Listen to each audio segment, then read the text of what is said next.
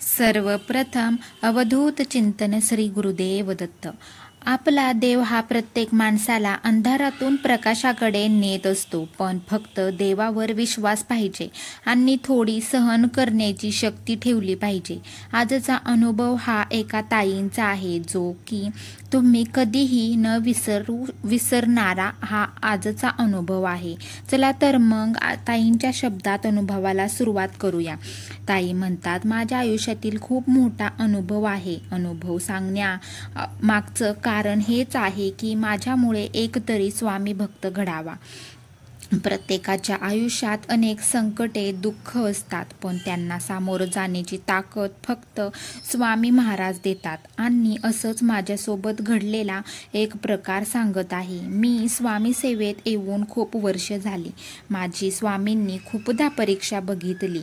विश्वास डगमगू पर्यंत स्वामी परीक्षा घेतात, पण त्या तुमच्या विश्वासावर ठाम राहा, कारण समजून जायचं की स्वामी परीक्षा देत आहेत.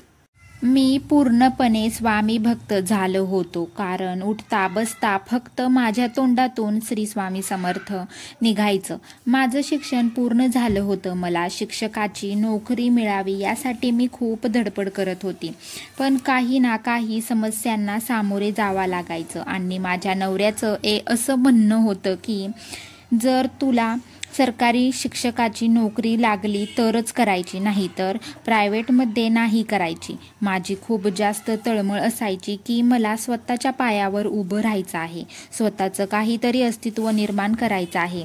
मी असंच एकदा स्वामींना म्हटलं की स्वामी महाराज, जर तुम्ही यावेळेस मला यश दिलं तर मी 108 पारायण करीन. एका सरकारी शाळेमध्ये मी इंटरव्ह्यू दिला आणि त्यांनी मला सांगितलं की अशाच शिक्षकांची आम्हाला गरज होती.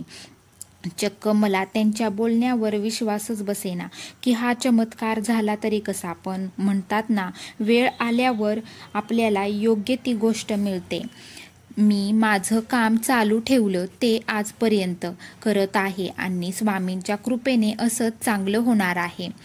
तर हा आजचा अनुभव इथेच संपला. तुम्हाला सर्वांना आजचा अनुभव कसा वाटला नक्कीच सांगा. अवधूत चिंतन श्री गुरुदेव दत्त. स्वामी महाराज की जय.